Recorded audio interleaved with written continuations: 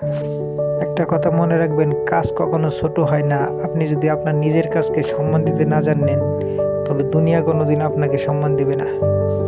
আমরা ভাবি বড় জায়গায় গেলে সফল হওয়া সম্ভব।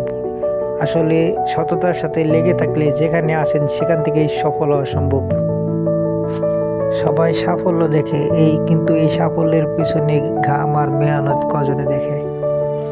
হুট করে কোনো কিছু পাওয়া মানেই সফলতা নয়, বরং একটু একটু করে নিজেকে পরিবর্তন বা গড়ে তোলাটাই হলো আসল জয়।